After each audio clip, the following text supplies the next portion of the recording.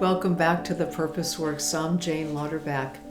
Today's discussion is about how to have conversations, and what I find so interesting about the topic of having conversations, most of the time it's always about how to have difficult conversations. So a lot's being talked about talk, but in that direction. We're not going to talk about difficult conversations today. We're going to save that for another video. We're going to talk about how you have better conversations so that you don't have to get to those sort of conflict resolution issues. There was a study that was done that said that half the time people feel they're having good conversations. And that's really good, but I think 50% of the people that are feeling that they're having not good quality conversation, there's huge room for improvement. And most of the time, it's because people have a fear about actually having a conversation. They get stalled in terms of how do I want to present myself and what is it that I want to say. What I find interesting is that within all the work that I do in workshops and working with leadership teams and CEOs, is that actually everybody is feeling the same thing. It is not about level of experience. It happens to all of us where we feel in some ways a little bit uncomfortable just about having general conversations. So what do we want to do about that? Well, what we want to do is, one, make sure that we are creating environments where we're giving people the opportunity to be heard.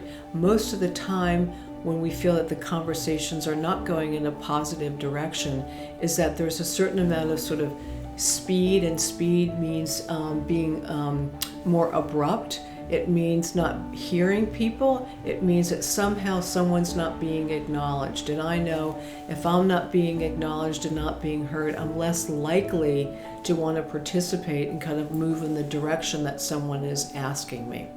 So a couple of things that you can consider as you want to have more and better conversations is, one, recognize that everyone's feeling the same way so that you have good company.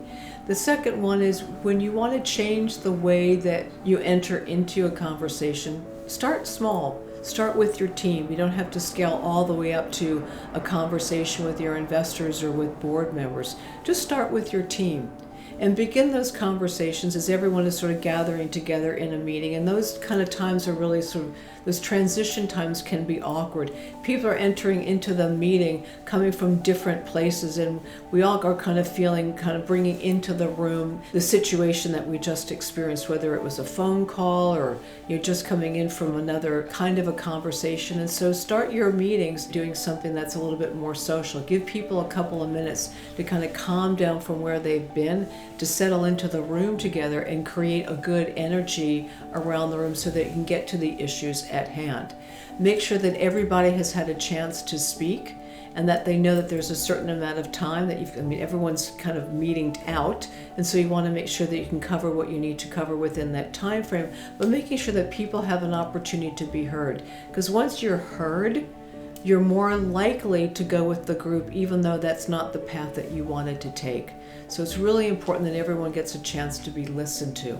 And make sure that at the end of a conversation, it's really clear what everybody needs to do, that there's a sense of responsibility, there's a sense of priority and time frame, and people have a respect for that. I've been to so many meetings where everyone's got their laptop open, they're IMing each other around the room, and then everybody leaves and no one has any idea what the next steps are and what we're all supposed to do. You want to alleviate that, because that's where bad conversations begin to happen.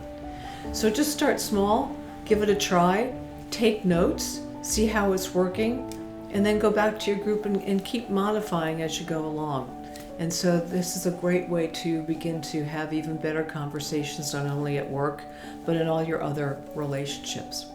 If you found this video helpful, share it with others, and we welcome your comments below.